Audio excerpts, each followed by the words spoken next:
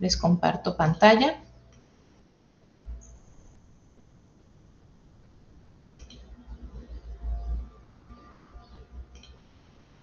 Bien, entonces, para culminar nuestro curso, debemos abordar el capítulo 6 y el capítulo 7 del libro Microeconomía de Goolsbee.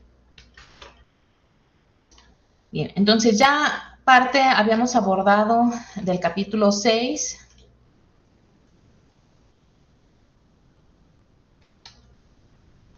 Hablamos sobre la función de producción a corto plazo y a largo plazo, que básicamente es que en el corto plazo uno de los insumos es fijo, el capital mayormente, y en el largo plazo todos los insumos son variables. También hablamos de la forma general funcional, donde decíamos que si los insumos se suman, entonces son sustitutos. Si los insumos, hay una regla que te dice que el mínimo de ambos, de una combinación de ambos, entonces es una relación de complementos entre los insumos, o lo más común y útil teóricamente hablando es una Cobb-Douglas, donde encuentran que los insumos están multiplicados. Un ejemplo numérico, ya lo hemos abordado desde la sesión anterior, tanto en línea como física. La 6.1, una representación gráfica de la función de producción. El producto marginal del trabajo, que te dice cómo cambia el nivel de producción al aumentar en una unidad del trabajo. Y, bueno, también se refiere a la pendiente de la función de producción. El producto medio, decíamos, es el producto total dividido entre las unidades de trabajo. La representación matemática del producto marginal del trabajo y del capital, que a partir de la función de producción derivamos respecto del capital y encontramos el producto marginal del capital.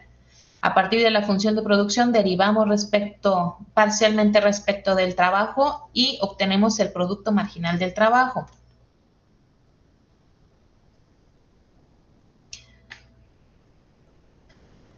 Entonces, la minimización de costos, el objetivo de una empresa es producir una determinada cantidad de producción a un costo mínimo. La isocuanta es la curva que representa todas estas combinaciones de inputs que permiten que una empresa fabrique una determinada cantidad de producción. Y decíamos también que la relación marginal técnica de sustitución es la tasa a la cual una empresa puede intercambiar un insumo por otro y manteniendo constante la producción. Gráficamente, la relación marginal técnica de sustitución se refiere a la pendiente de la isocuanta, ¿de acuerdo? Entonces, pues si tenemos una función de producción Cobb-Douglas, la tasa marginal técnica de sustitución va a cambiar en cada punto, ¿verdad? O sea, porque la pendiente cambia en cada punto, no es constante. Donde, por ejemplo, en el punto A, se está produciendo con mayor nivel de capital y menor nivel de trabajo, por lo que si se renuncia a no se puede renunciar a muchas unidades de trabajo en este nivel. Podemos renunciar a más unidades de capital por una unidad de trabajo. Vean que la pendiente es más pronunciada que en el punto B. En el punto B tenemos mayor nivel de trabajo y el capital es más escaso. Entonces, la tasa marginal de sustitución, es decir, cuánto puedes intercambiar un insumo por el otro y mantener constante la producción, cambia. Nuevamente tenemos aquí que el insumo más escaso es el que más se valora. Entonces, los extremos, por ejemplo, decíamos, esta es una isocuanta con una pendiente constante, por lo tanto, la relación marginal técnica de sustitución es constante. ¿Verdad? Cuando son complementos, entonces no podemos sustituir una unidad por el otro y mantener constante la producción, ¿verdad? Porque tienen que aumentar en cantidades fijas, ¿verdad? Unidades de capital acompañadas por unidades de trabajo. Y bien, por otro lado, hablábamos también ya de las curvas isocostes. ¿Me confirman, por favor, si están viendo la pantalla? Sí, maestra. Sí, maestra. Gracias. Las curvas isocostes. Dice que es la curva que muestra todas las combinaciones de inputs que tienen el mismo costo. Y planteamos, el costo es el gasto total en los insumos. Si nuestra función de producción depende de capital y de trabajo, entonces será el gasto total en capital más el gasto total en el trabajo, ¿verdad? El gasto total en capital sería unidades de capital que se contratan multiplicada por su precio, y el gasto en trabajo, decíamos, unidades de trabajo multiplicado por su precio. Entonces, para expresarlo igualmente en K en el eje vertical, pues despejamos K y nos queda una función lineal donde el intercepto es costo total dividido entre la tasa de renta del capital, y la pendiente es negativa, y está representada es la relación de los precios de los insumos, W entre R en este caso, ¿verdad? Es decir, el salario dividido entre la renta de capital. ¿Sí? Ya lo practicábamos también. ¿Sí?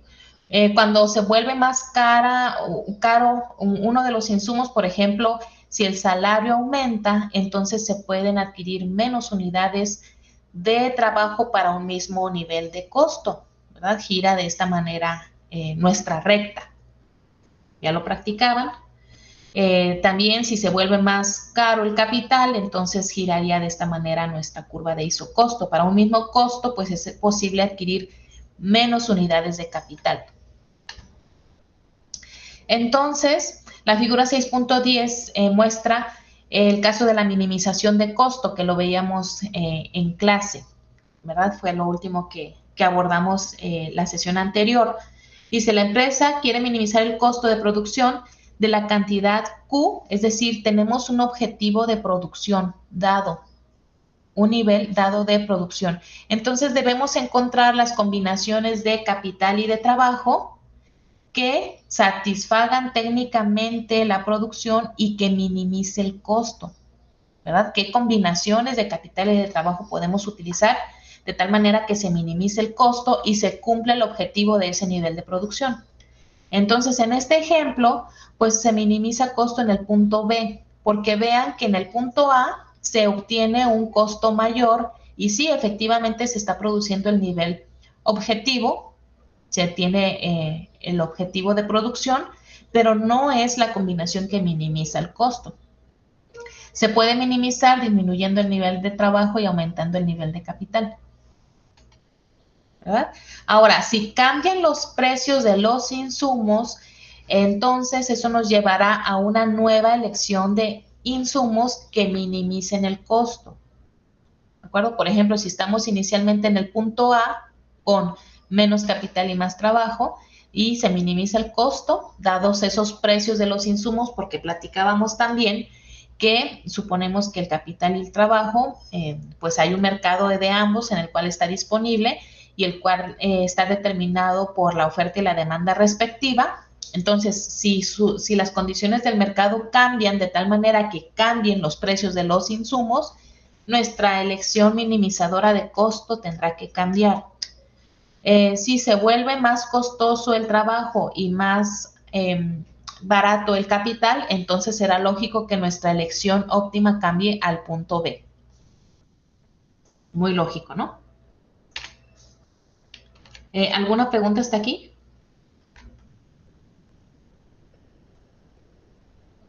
No, profe, ninguna. No, creo que todavía es, maestra. Gracias. Entonces, decíamos que qué características gráficas observamos en el punto minimizador de costo. Decíamos que para este caso de curvas de isocuantas Cobb-Douglas, se minimiza el costo donde hacen tangencia, ¿verdad? Y entonces recordemos cuál es la pendiente de ambas curvas. La pendiente de la isocuanta es la relación de las productividades marginales, es decir, la relación marginal técnica de sustitución. Y debe ser igual a ¿qué? A la pendiente de la isocostos. ¿Y cuál es la pendiente de la isocostos? La relación de los precios de los insumos. Entonces, esa condición debe cumplirse para que sea una elección minimizadora de costo. Ahora, otros conceptos, esto no lo hemos abordado. Rendimientos de escala. Es un término usado para referirse a la reacción que tiene la producción cuando aumenta o disminuye el insumo de manera proporcional. ¿Sí? Por ejemplo, aquí tenemos 3 imágenes donde nos muestran rendimientos constantes a escala, crecientes y decrecientes. Entonces, volvamos al concepto. Dice que, ¿qué reacción tiene la producción cuando aumenta o disminuye los insumos de manera proporcional? Es decir, si duplicamos el trabajo, que también dupliquemos el capital. Si duplicamos ambos, ¿qué reacción tiene el producto? ¿Sí? Eso es lo que nos va a determinar si tenemos rendimientos constantes, crecientes o decrecientes. Ejemplo, en el panel A aumenta, por ejemplo, de 1 y 1 de trabajo y capital, aumenta al doble, supongamos. ¿Sí? Si aumenta al doble, pues resulta que tenemos 2 de capital y 2 de trabajo y nos da como resultado 2 de producto cuando antes se tenía 1. Y por lo tanto, si aumenta a 4 y 4, pues resulta que tenemos un producto de 4 también. ¿Qué es lo que pasa? Que al duplicar los insumos se obtuvo también el doble de producto. Y al cuadriplicar los insumos se obtuvo 4 veces la producción. ¿Qué significa? Que así como aumentaron los insumos, aumentó la producción en la misma proporción. Ese sería el caso de rendimientos constantes a escala. ¿De acuerdo? Ahora, ¿qué son los rendimientos crecientes de escala? Es cuando tú duplicas los insumos, por ejemplo, y obtienes más del doble del producto. Por ejemplo, si tú duplicas el trabajo y el capital, donde primero tienes un nivel de producción de 1 y al duplicar ambos insumos obtienes un producto de 2.5. Noten que fue más del doble, ¿verdad? O sea, se duplicaron los insumos y se obtuvo más del doble del producto, entonces se tiene el caso de rendimientos crecientes a escala. Y el tercer panel nos dice, se duplican los insumos y obtienes menos del doble. Por ejemplo, al duplicar trabajo y capital, se obtiene menos del doble. El doble sería un nivel de 2, pero noten que se obtuvo 1.8. ¿Lo observan? 1.8 es menos del doble. Entonces, ese es el caso de rendimientos decrecientes a escala. ¿Sí? Muy lógico. ¿Sí? Nada más que deben tener cuidado con la definición y observar con cuidado, ¿no? ¿Qué es lo que estamos observando? La reacción de la producción ¿ante qué? Ante aumentos o disminuciones de los insumos en manera proporcional, es decir, capital y trabajo en la misma proporción. Menciona el autor qué factores afectan los rendimientos de escala, pues menciona la tecnología juega un papel importante en determinar los rendimientos de escala en la función de producción. Otros factores que pueden influir es la presencia de costos fijos, aprendizaje mediante la práctica, es decir, que cuando una empresa entra al mercado, bueno, pues empieza a dominar cierta técnica de producción, ciertos procesos, entre otros. El cambio tecnológico es la sección 6.6, también conocido como el crecimiento total de la productividad de los factores. Es una manera de mejorar en la tecnología y cambia la función de producción. Entonces, ¿cómo lo vamos a representar gráficamente? Bueno, pues simplemente como un desplazamiento de la función de producción, de la isocuanta, ¿verdad? Por ejemplo, para un nivel determinado, entonces sería una isocuanta más acercada al origen, donde se utilizan menos insumos, capital y trabajo para el mismo nivel de producción. Así es como se representa un cambio tecnológico.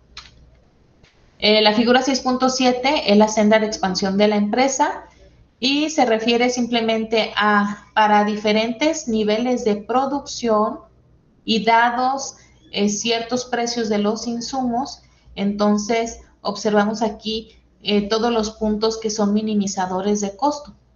¿De acuerdo? Entonces, la unión de todos esos puntos minimizadores de costo es la senda de expansión de la empresa.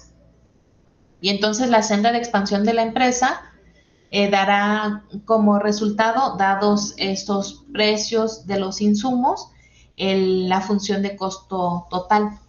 ¿verdad? Porque la función de costo total, pues es una representación gráfica de la relación entre el nivel de producto en el eje horizontal y el costo total en el eje vertical, que enseguida vamos a ahondar un poco en costos en el capítulo 7. ¿De acuerdo? Y bueno, tienen ahí, les dejé las diapositivas y videos de esta misma explicación. ¿Alguna pregunta de momento para el capítulo 6? No, maestra. No, maestra, todo bien. No. Gracias, al menos conceptualmente. Tienen disponible también un video en el que se desarrolla un ejercicio de minimización de costo. Lo checan, por favor, porque les va a apoyar para su actividad 13. Vamos entonces con el capítulo 7, que es costos, del mismo autor, Goolsby. Entonces comienza con algunas definiciones que posiblemente ya abordaron desde Economía 1. Menciona, costo contable es el costo directo de operar una empresa, incluidos los costos de las materias primas. Costo económico es la suma de los costos contables y los costos de oportunidad de un productor. Entonces, básicamente la diferencia entre el costo contable y el costo económico son los costos de oportunidad, ¿de acuerdo? Son aquellos costos que como economistas sí consideramos, pero contablemente y por razones fiscales no se consideran. Esa es básicamente la diferencia. Costo de oportunidad es el valor de lo que un productor renuncia al usar un insumo. ¿Sí? El beneficio económico, menciona el autor, es el ingreso total de la empresa menos el costo económico, es decir, incluido los costos de oportunidad. Beneficio contable es el ingreso total de una empresa menos su costo contable. Entonces, ¿cuál será mayor? ¿Cuál será mayor, el beneficio contable o el beneficio económico? El beneficio contable, ¿no? Porque recuerden que el costo económico pues es mayor que el costo contable, ya que los costos económicos, además de considerar los costos contables, también consideran los costos de oportunidad. Por lo tanto, el beneficio económico será mayor que el beneficio, o mejor conocido como utilidad, ¿verdad? Usualmente así le llaman, ¿no? Utilidad contable. Sí, aquí el autor le llama beneficio, pero se refiere a lo mismo, ¿sí? Y básicamente la diferencia es el costo de oportunidad. Ejemplo, tienes aquí que Cookies Catering es propiedad de Daniel Cook durante el año pasado. Esta empresa obtuvo la siguiente declaración de ingresos y costos. Los ingresos por 500,000. Recuerden que los ingresos se obtienen multiplicando el precio de venta por la cantidad de unidades vendidas, ¿verdad? ¿Cuánto vendes? ¿A cuánto lo vendes? Bueno, pues eso te dará el total de ingresos. Dice que suministros gastó o reportó 150,000. Electricidad y agua, 15,000. Salarios de los empleados, 50,000.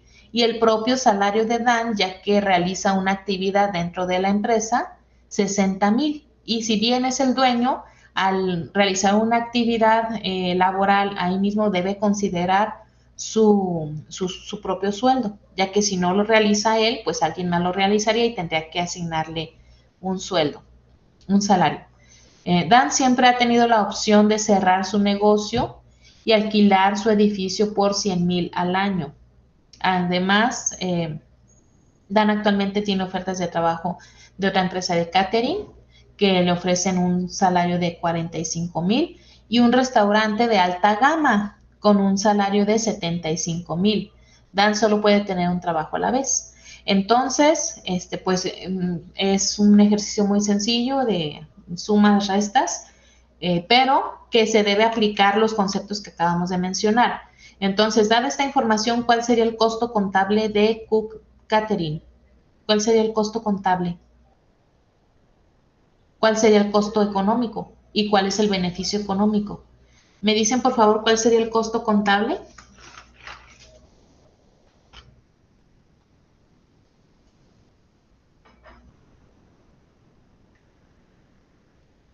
¿Qué considerarían para calcular el costo contable?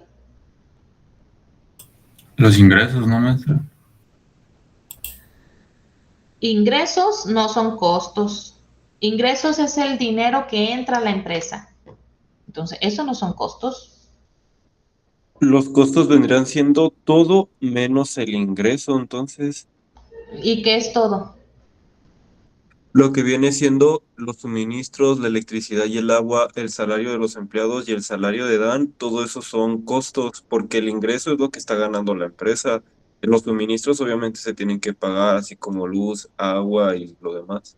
De acuerdo, entonces el costo contable sería la suma de 150,000 más 15,000, 50,000 más 60,000. Esto de que podría alquilar el edificio, sería un costo, o el salario que le pagarían en otra empresa sería un costo contable. No, porque serían como ingresos, ¿no? No, ingreso es lo que entra, lo que gana, el flujo de dinero que entra. Y esto no está entrando. O sea, aquí dice, Dan siempre ha tenido la opción de cerrar su negocio y alquilar su edificio por 100,000. ¿Sí? Es un supuesto, ¿no? O sea, es lo que ganaría en el mercado en caso de no tener su negocio. Entonces, no es un costo contable, es un costo económico. ¿De acuerdo? Como economista sí se debe considerar esa posibilidad de decir, a ver, o emprendo o puedo utilizar este edificio y ganar 100,000 al año. ¿De acuerdo? Es un costo económico, pero no contable. Contablemente, bueno, pues se lleva, aquí solamente lo estamos viendo de forma general, pero en su materia de contabilidad, pues ustedes ven que se lleva mucha disciplina de ingresos y costos. Entonces, esto no son costos contables, pero sí costos económicos. Entonces, me dicen, por favor, cuál sería el costo contable.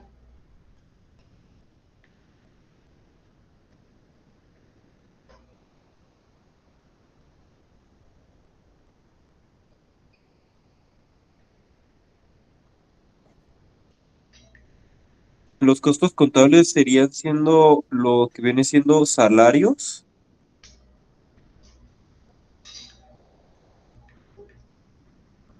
Serían suministros, electricidad y agua, salarios y el salario de Dan. Ese sería el costo contable. ¿Cuánto suma? Un total da 285,000. ¿Por qué 285,000? Dijo que es la suma, ¿no? De todo eso. ¿O es la resta?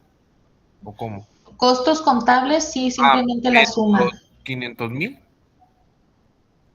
No, de los costos, de ingresos, no, de O los sea, costos. suministros, electricidad, salarios y el salario de Dan, Sí. un total de 285,000. A ver, ¿a los demás también les da eso? No, da 275,000. Sí, Sí. 275,000 sería el costo contable. ¿De acuerdo? Bien, entonces, ¿el costo económico cuál sería? Serían los 100,000 de que le pueden dar por alquilar su edificio. Serían los 100,000 más, si hipotéticamente da el trabajo, son más los 45,000, ¿no? A ver, nos vamos acá. El costo económico es la suma de los costos contables más los costos de oportunidad. Entonces, se deben considerar los costos contables que ya eran 275,000. Y además, sumarle los costos de oportunidad. ¿Cuáles son los costos de oportunidad? Dice el valor de lo que un productor renuncia al usar un insumo. ¿A qué está renunciando Dan? Está renunciando tanto a su capital como a su trabajo, ¿verdad? Podría estar en el mercado ganando por su capital 100,000. Entonces eso es un costo de oportunidad. Y también podría estar trabajando y ganando ¿cuánto? 45,000 y 75,000. Pero solamente puede tener un trabajo a la vez. Entonces, también otras definiciones de otros autores dicen que el costo de oportunidad es la mejor alternativa sacrificada. ¿Cuál es la mejor alternativa sacrificada de su trabajo? La de 75,000. 75,000, no la de 45. El costo de oportunidad es la mejor alternativa sacrificada, ¿sí? Entonces, el costo de oportunidad serían 100,000 más 75,000. 175,000 es el costo de oportunidad, que se lo sumamos a los costos contables. ¿Cuánto daría? 450,000, ¿no? Sí, Sí, maestra, eso. sí, es correcto, 450,000. Sería el costo económico, o sea, que es el de oportunidad más el contable. Y por lo tanto, ¿cuál es el beneficio económico? Es decir, ingresos menos costos económicos, porque esa es la definición. Observen que todos nos vamos con las definiciones. Beneficio económico es el ingreso menos el costo económico. El ingreso son 500,000 y el costo económico, ya decíamos, 450,000. Por lo tanto, el beneficio económico, ¿de cuánto es? 50,000. 50,000. 50. ¿De acuerdo? 50,000 sería el beneficio económico. ¿Sí? Bueno. Costos que no importan para tomar decisiones, serían los costos hundidos.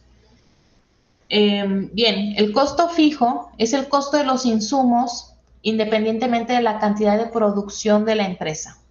¿De acuerdo? Entonces, más definiciones, ¿de acuerdo? Los costos fijos no dependen del nivel de producción.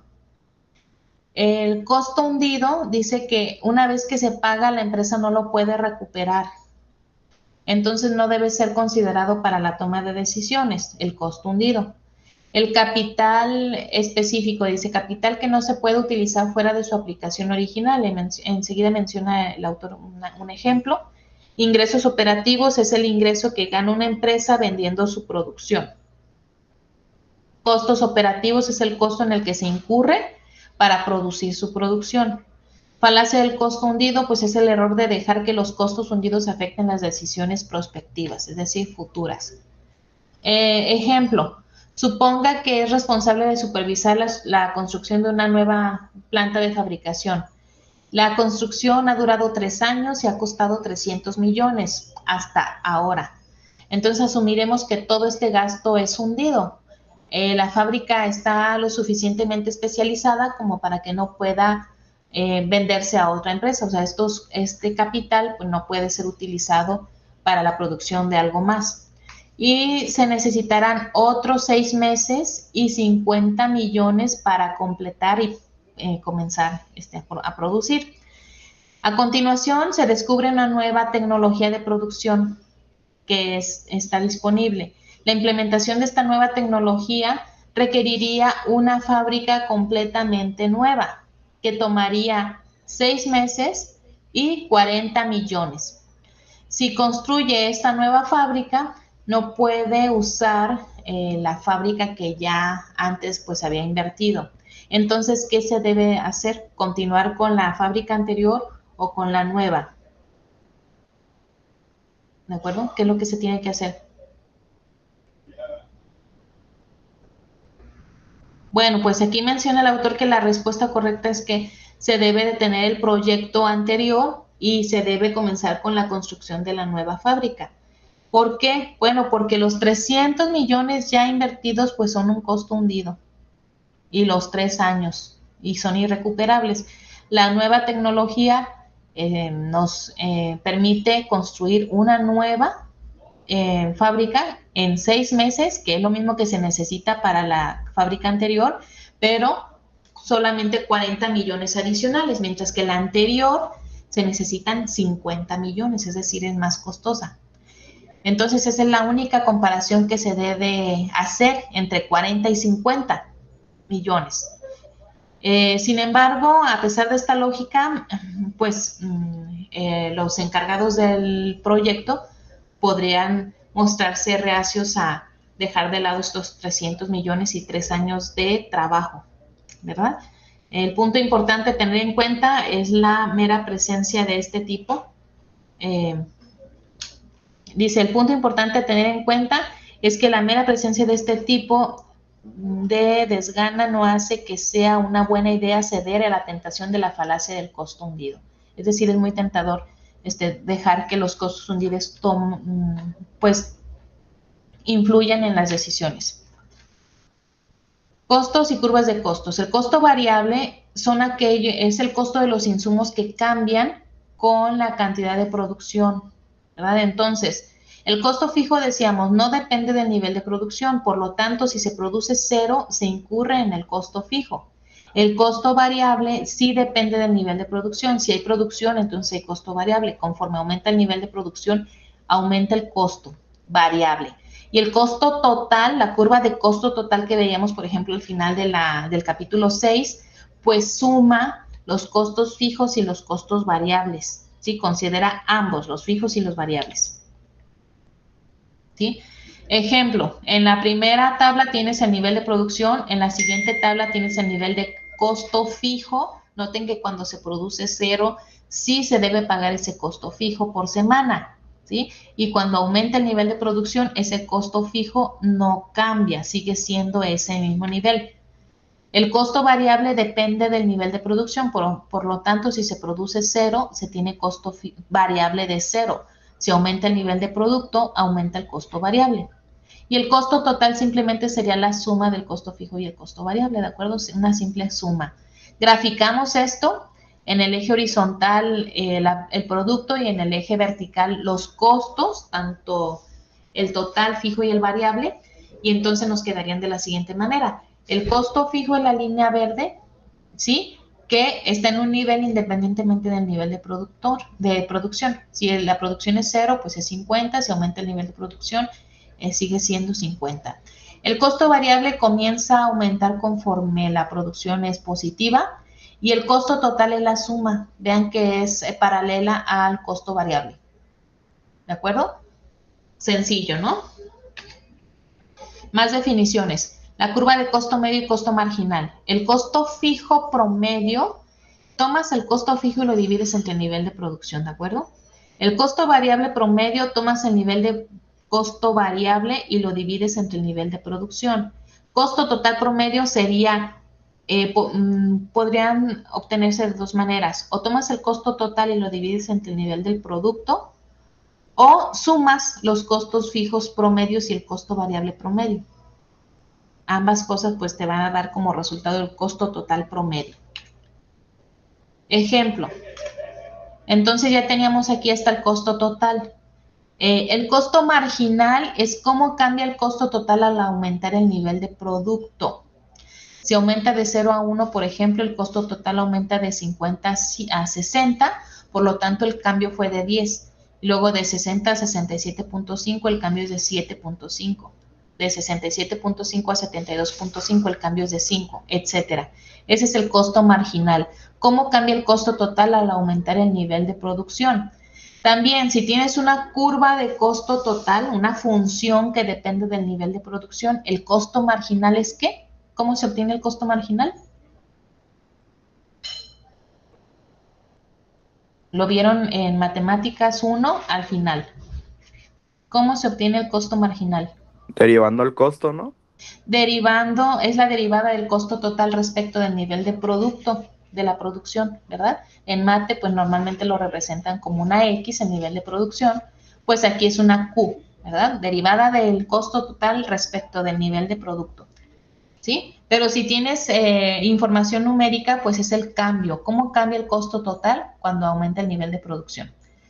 El costo fijo promedio, noten que tomas el costo fijo y lo vas dividiendo entre el nivel de producción. Entonces, si va aumentando el nivel de producción, claro que el costo fijo promedio pues va cayendo, lógicamente. Vean que parte de 50 y va cayendo el costo fijo promedio. El costo variable promedio, tomas el costo variable y lo divides entre el nivel de producto. Y claro, el costo total promedio, o sumas estos dos, o simplemente tomas el costo total y lo divides entre el nivel de producto. Te da lo mismo, ¿sí? Entonces, noten que son fórmulas muy sencillas, solamente sí debemos tener muy presente los conceptos para poder identificar cómo calcular costos promedios, fijo y variable o total, y el costo marginal. Esa misma información graficada se observa de esta manera, ¿sí? Tienes aquí la línea verde, es el costo fijo promedio. Decíamos que pues va cayendo lógicamente porque empieza en 50 y de ahí conforme aumenta el nivel de producto, entonces va a ir cayendo cada vez. El costo total promedio es en forma de U y el costo variable promedio, ¿verdad? Que es, claro, más abajo del costo total promedio, ya que el costo total promedio pues incluye también los costos fijos promedios. El costo marginal, pues ya decíamos que es la derivada del costo total respecto de la cantidad, o también numéricamente cómo cambia el costo total al aumentar el nivel de producto, y tiene generalmente esta forma. También los costos marginales en la parte positiva representan la oferta de la empresa. Esto es muy importante. En tu modelo de oferta y demanda, la curva de oferta, pues no es otra cosa que los costos marginales, ¿sí?, de la empresa. Y la de mercado, pues sería la suma de los costos marginales de las empresas que forman la industria o el mercado. La relación entre el costo marginal y el costo promedio. Este es el costo total promedio y este es el costo marginal. ¿Qué relación hay? Bueno, donde se cruzan el costo marginal y el costo total promedio es el punto minimizador de costos. ¿Que minimiza cuál costo? Que se minimiza el costo total promedio. Bueno, en el punto donde se cruza con el costo marginal es en el mínimo punto. El nivel de producción va a determinar el nivel de producción que minimiza el costo total promedio. ¿De acuerdo? Entonces, si tú tienes información sobre las curvas de costo marginal y las curvas de costo promedio, entonces tú puedes encontrar el nivel óptimo de producción. ¿Cómo? La escala eficiente, ¿cómo la encontraríamos? Igualando estas dos funciones, la curva de costo marginal y la curva de costo promedio. Realmente me faltó ponerles un ejemplo. Sí, tienen un ejercicio en el que aplican este principio, ¿de acuerdo? Donde igualan estas dos funciones y entonces despejan y encuentran el nivel de escala eficiente. Ejemplo, tienes aquí una función de costo total, entonces deben encontrar el costo marginal, el costo fijo, el costo variable. Me parece que este es el ejercicio de su tarea. Entonces, ¿cómo encontramos el costo marginal? Ya decíamos que derivando. Entonces, me dicen, por favor, ¿cuál sería la derivada de este costo total?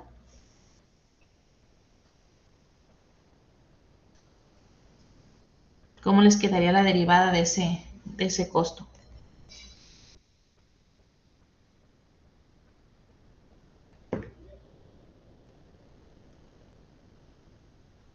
A ver, si la función de costo total es 15Q cuadrada más 8Q más 45, ¿cuál es la derivada?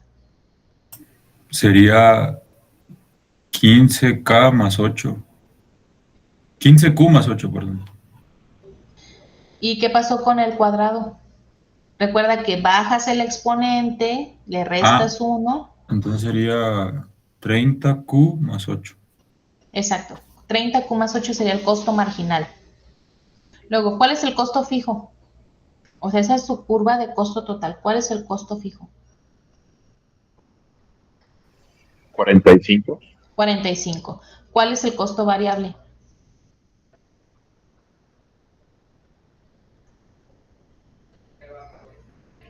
15Q al cuadrado. Más 8Q. ¿De acuerdo? Recuerden que la definición de costo total, una de las definiciones, es la suma del costo fijo más el costo variable. Entonces, si el costo fijo es 45, lo que resta es el costo variable. ¿Sí? Ya dependiendo si el nivel de producción es 0, pues el costo variable es 0. Si el nivel de producción es 1, pues sería de 15 más 8, sería el costo variable. ¿De acuerdo? Dice, el costo total promedio también te lo piden. Costo total promedio. Tomas toda la función y lo divides entre Q. ¿Cómo les quedaría? 15Q más 8 más 45 entre Q, ¿de acuerdo? Dividido entre Q, porque es toda la expresión dividido entre Q. Luego dice costo variable promedio. Ah, pues nada más tomas el costo variable y lo divides entre Q. Entonces, si el costo variable es 15Q cuadrado más 8Q, el promedio sería 15Q más 8. ¿Sí? Entonces, noten cómo cada definición, cada cálculo se realiza con base en su concepto, ¿verdad? En su definición. ¿Cómo está definido? ¿Qué entendemos por costo fijo? ¿Qué entendemos por costo variable? ¿Qué entendemos por costo total promedio? ¿Por costo variable promedio? ¿Por costo marginal? Etcétera. Entonces, encontrar el nivel de producción que minimiza el costo total promedio. ¿Cómo lo encontramos? Como ya les había comentado, igualan el costo marginal y el costo total promedio, despejan Q y encuentran ese nivel de producción. ¿Sí? Que es el inciso C. Ok, bueno, entonces aquí tienen resuelto, pero ustedes lo realizan. Y luego, el tercer ejercicio de su tarea 14 es completar ese tabulado y además graficar. Dice, en el corto plazo, tu empresa solo puede variar la cantidad de trabajo. El trabajo se puede contratar por 5 unidades por unidad. ¿Sí? Es decir, depende de cuántas unidades de trabajo contratas, cuál va a ser el costo, pues multiplicas esas unidades de trabajo contratadas por 5, ¿verdad? Y ese sería el gasto en trabajo. Luego dice, los costos fijos es de 25, ese no cambia. Si la producción es 0, sigue siendo 25, si aumenta la producción, bueno, pues va a haber una parte del costo fijo que no va. La función de producción en el corto plazo de tu empresa viene dada por, y entonces está representada. No te da una función, sino que te da una relación entre trabajo y producción, ¿de acuerdo? Que luego con estimaciones, con una modelación matemática podríamos ver qué función representa mejor estos datos, ¿de acuerdo? Pero de momento no te da la función. ¿Sí? Está representada nada más por estos datos. O sea, tú lo puedes graficar y entonces vas a ver qué forma tiene la función de producción. Entonces, él te pide el producto marginal del trabajo, el producto medio del trabajo, el costo total medio, costo variable medio y costo marginal, que con las definiciones ustedes van a calcularlo. Se apoyan en una hoja de Excel, de hoja de cálculo que ya les anexé, o lo pueden de hecho realizar a mano, ¿no? Pero bueno, ahí les pedí que sí anexen la actividad de la hoja de cálculo. ¿Cómo se calcularía el producto marginal del trabajo con esta información? Recuerden que el producto marginal del trabajo, bueno, si tienes una función de producción, sería la derivada parcial de Q respecto del trabajo, pero aquí no tienes la función de producción. ¿Qué tienes? La producción. Entonces sería cómo cambia, de 5 a 12 cambió en 7, ¿no? De 12 a 20 en cuánto cambió, de 20 a 28 en cuánto cambió, y así consecutivamente. Ese sería el producto marginal del trabajo. El producto medio del trabajo, pues sería el producto dividido entre el trabajo. ¿Sí? ¿Sí están de acuerdo? ¿Cómo calcularíamos el costo total? Maestra, perdón que le interrumpa. Sí. Para entregarle esta tabla de Excel, ¿podemos entregarle las celdas ya con la fórmula insertada? Sí, esa es la idea, que ingresen la fórmula dada la definición del concepto, del concepto, Ajá. ingresan la fórmula y ya lo calculan, ¿no? Ok. ¿Cómo calculamos el costo total?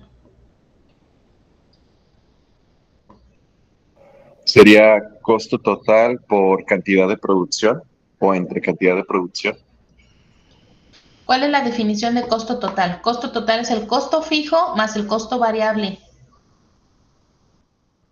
¿verdad? Es decir, el costo fijo decíamos que en el corto plazo se refiere al capital, o sea, cuánto gastas en capital, y el costo variable a qué se refiere, al trabajo, ¿no? Entonces, ¿cuánto gastas en capital? Bueno, aquí de hecho te está diciendo los costos fijos es 25. Entonces, aquí en tu fórmula sería igual a 25 más, ¿qué? ¿Cuánto te gastas en trabajo? 5 por unidad de trabajo. Entonces sería más 5 por y esta celda del trabajo, ¿no? Porque es lo que te gastas en capital más lo que te gastas en el trabajo. Y jalas la fórmula, ¿no? O sea, lo pueden hacer a mano, sin problema, porque son 9 cálculos, pero ahí deben hacerlo también en el Excel. ¿Sí nos quedó claro cómo calcular el costo total? Sí. Costo fijo más el costo variable, muy bien. Sería el Sí. costo más y luego por 1, ¿verdad? Y luego por 2 y por 3, y así, sucesivamente. Sí, específicamente sería, por ejemplo, para el 1, sería 25, porque es el costo fijo, más 5 por 1. Y luego el siguiente sería 25 más 5 por 2, 25 más 5 por 3, y así. Sale. Porque es lo que te gastas en capital más lo que te gastas en el trabajo.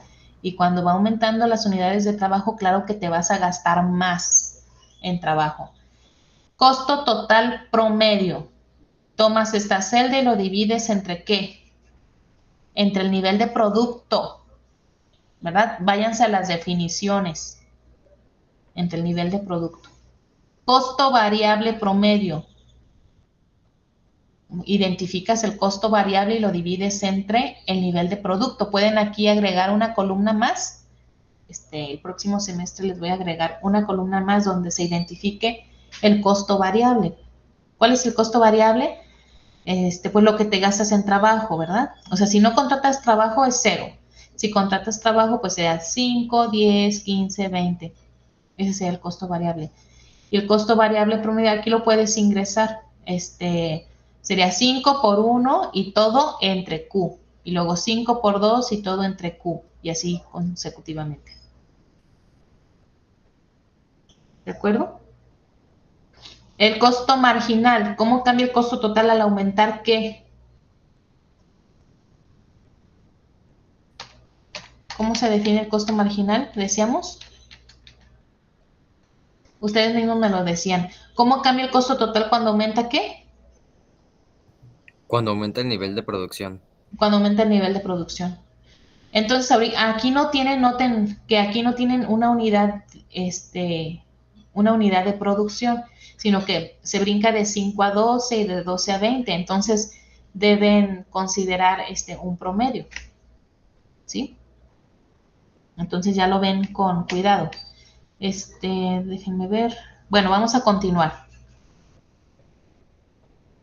Ya vamos a terminar, ¿de acuerdo? Esto es lo que se te pide, graficar la función de producción, graficar el producto marginal del trabajo y el producto medio del trabajo, graficar el costo total en una gráfica y en la cuarta gráfica sería el costo marginal, costo total promedio y costo variable promedio, ¿sí? De esa tablita. Entonces eso lo pueden hacer, de hecho lo deben hacer a mano y también en el Excel. Bueno, entonces decíamos que la diferencia entre el corto plazo y el largo plazo es que en el corto plazo se mantiene el nivel de capital fijo y en el largo plazo varía, ¿verdad? Entonces, así podemos representar una función de corto plazo y así una función de largo plazo porque están cambiando. Senda de expansión a corto y largo plazo. Ya desde el capítulo 6 veíamos la senda de expansión, ¿verdad? Que era la unión de los puntos minimizadores de costo. Y aquí la única diferencia es que te están dando la posibilidad de que estemos en el corto plazo. En el corto plazo se fija el nivel de capital en un nivel. Aquí, por ejemplo, te lo están representando en un nivel de 6. Dicen, en el corto plazo este es el nivel de capital. Entonces, ¿cómo le vas a hacer para minimizar costos? Bueno, pues toda la senda de expansión es la unión de puntos minimizadores de costos, pero de largo plazo, porque noten que podemos cambiar el nivel de producto y de capital. ¿De acuerdo? ¿Sí nos queda claro hasta el momento? X, Y, Z son puntos de la senda de expansión de largo plazo, porque podemos cambiar capital y trabajo. En el corto plazo, el nivel de capital es fijo. Entonces, ¿cuáles serían los puntos minimizadores de costo en el corto plazo? En el corto plazo, para un nivel de producción de 10, entonces se debe producir en X'. ¿Por qué? Bueno, porque ya tienes ese capital, entonces debes usarlo. ¿sí? No puedes disminuir el nivel de capital porque ya se invirtió en ese nivel. Entonces se estaría produciendo intensivamente en capital, ¿sí? En el nivel de producción de 20, el punto minimizador de corto plazo coincide con el de largo plazo. Y en un nivel de producción de 30, en el corto plazo se tendría que estar produciendo en Z', aunque en el largo plazo, pues el punto óptimo está en Z, pero en el corto plazo, dado que no se ha reinvertido en capital, se debe producir en Z'. ¿Gráficamente se comprende?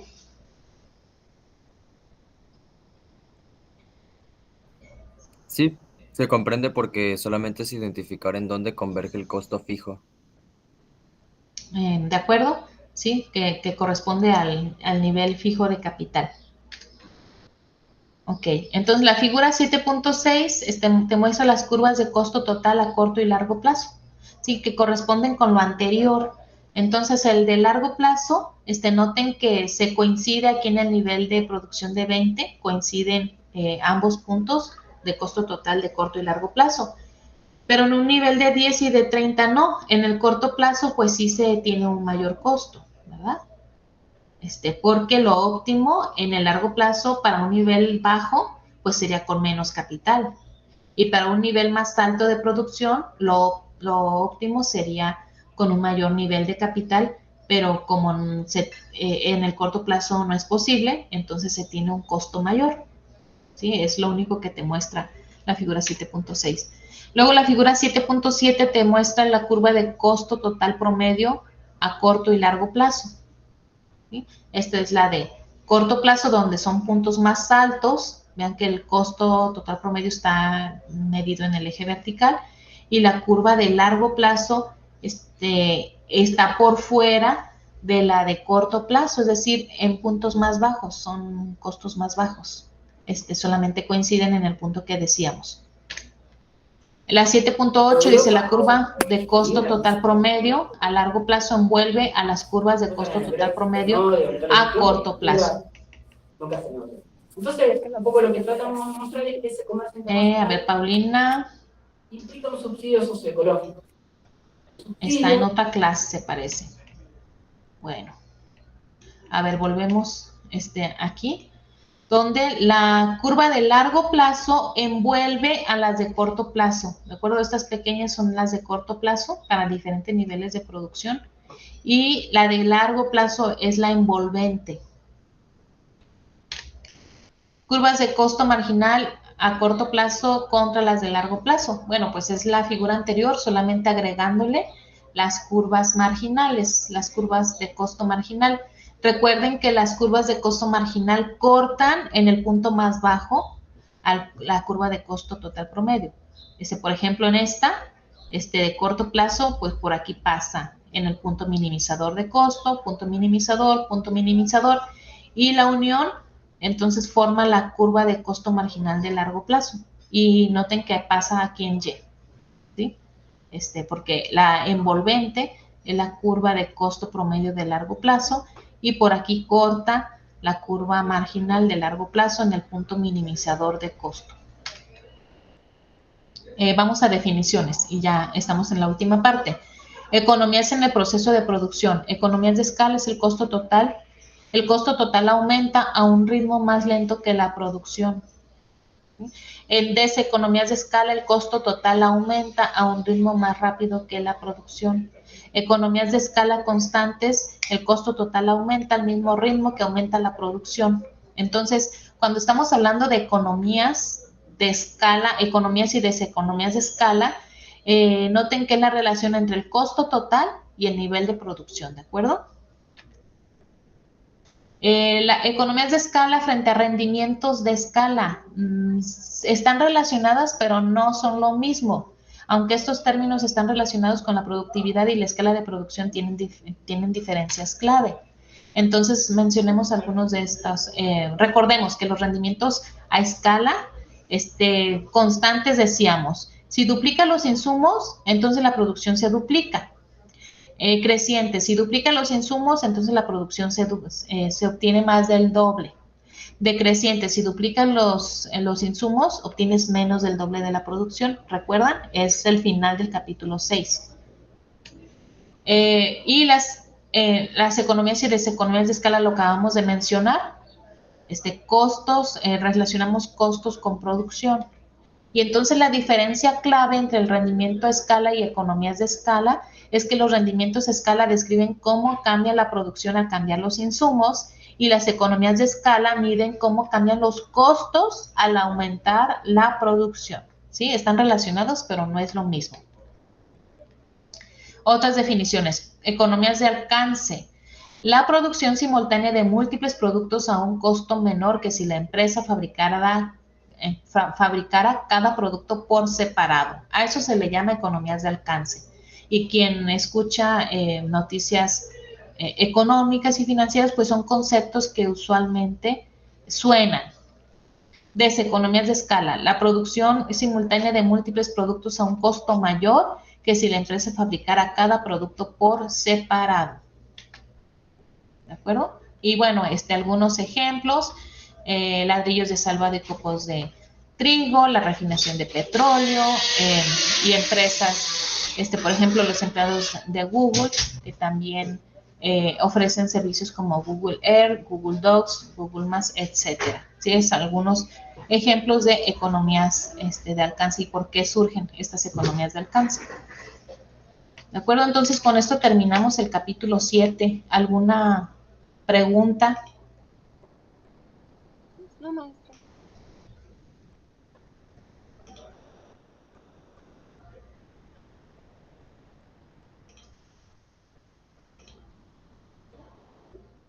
Maestra, bueno, no es pregunta, más bien es, bueno, mis compañeros